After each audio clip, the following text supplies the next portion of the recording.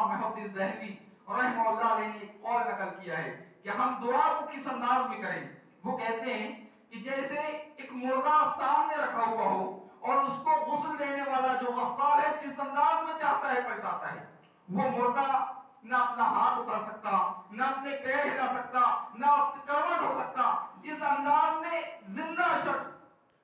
جو اس کو غسل دے رہا ہے وہ اس کو پلٹاتا ہے، بندہ بھی یہ سوچ لے کہ رب مجھے اسی انداز میں روزی روٹی دے گا، رب تعالیٰ شانہ مجھے بھی اسی انداز میں میری دعاؤں کو سنے گا. اب میں ہاتھ پیر مارنے لائق نہیں بچا ہوں، انشاءاللہ اللہ تبارک و تعالیٰ ہماری دعاؤں کو سنے گا. حضرت زکریا علیہ السلام جو کہ مریم علیہ السلام کے کفیل ہیں، وہ بارہا ان کے گھر میں جاتے ہیں اور جب بھی جاتے ہیں تو دیکھتے کیا ہے کہ حضرت مریم علیہ السلام کے پاس نئے نئے پھل رکھے ہوئے ہیں، ایسے میوے رکھے ہوئے ہیں جن کا موسم نہیں ہے، جو بے موسم ایسے پھل رکھے ہوئے ہیں. اور وہ ان سے پوچھتے ہیں کہ یہ کہاں سے لائی؟ یا مریم وَأَنَّ لَكِ هَذَا، اے مریم یہ پھل جو تمہارے سامنے رکھے ہوئے ہیں، یہ محراب میں اس عبادت خانے میں جو پھل ہیں یہ کہاں سے آئے؟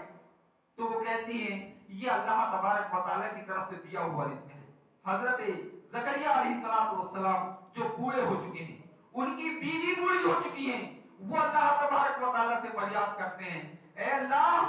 اور یہ سوچ ہمارے اندر بنانا چاہیے کہ اے اللہ یہ تو وہ رب ہے، تو اتنا عظیم رب ہے، تو اتنا بابرکت رب ہے کہ حضرت مریم علیہ السلام کو جو بے موسم میں پھل دے سکتا ہے. معلوم ہے میری جوانی کا موسم ختم ہو گیا، میری اولاد کی پیدائش کا موسم ختم ہو گیا، اے اللہ مجھے بھی ذریۃ طیبہ، اللہ مجھے بھی اولاد عطا فرما اور اولاد بھی نیک عطا فرما. ہنا بدا زکریا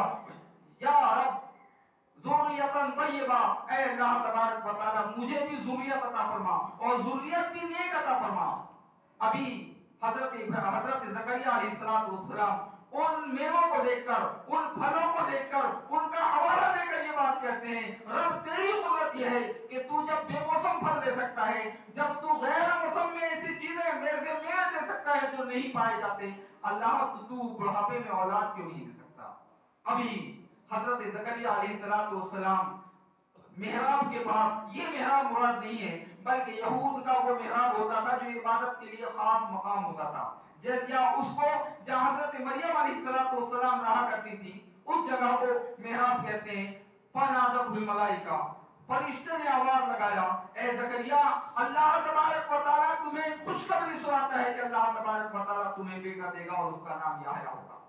اس کا نام یحییٰ ہوگا. ابھی حضرت زکریا علیہ السلام دعا کر رہے ہیں، کیا کہتے ہیں وقت بلغنی الکبر، اے اللہ مجھے اولاد دے گا، میں تو بوڑھا ہو چکا ہوں، وامرأتی باطل، اور میری جو بیوی ہے وہ بھی بانجھ ہے،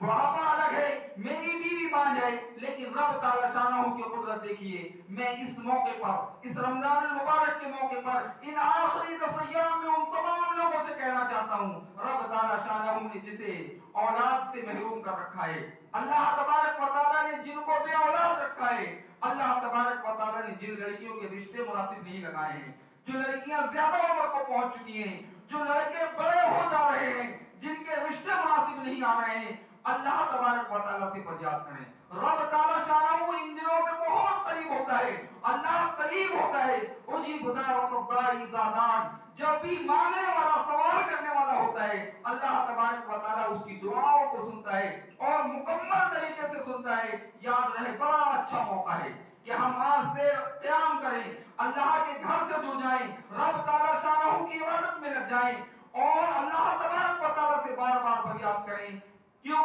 وجہ یہ ہے کہ رب سننے والا ہے، اللہ تبارک و تعالیٰ ہمیں عطا کرے گا. یہ رب ہے جو ممکن کو ناممکن کو ممکن بنا دے، جو پاسبل امپاسبل کو پاسبل بنا دے. اللہ بڑھاپے میں اولاد دے سکتا ہے اور ایسے شخص کو اولاد دے رہا ہے جس کے بارے میں واضح ہے کہ اس کی بیوی بانجھ ہے. اللہ تبارک و تعالیٰ بانجھ کو اولاد دے سکتا ہے. ہم اللہ سے مانگ کر تو دیکھیں، رب کے سامنے فریاد کر کے تو دیکھیں، رب سے مانگیں. جو لوگ کہتے ہیں رب ہماری دعاؤں کو نہیں سنتا، رب ہماری ڈائریکٹ بات کو نہیں سنتا، یا تو ان کے اندر جہالت ہے اور انہوں نے قرآن کو نہیں پڑھا، یا تو ان کے اندر جہالت ہے یا قرآن کو نہیں پڑھا. رب تعالی شانہ حضرت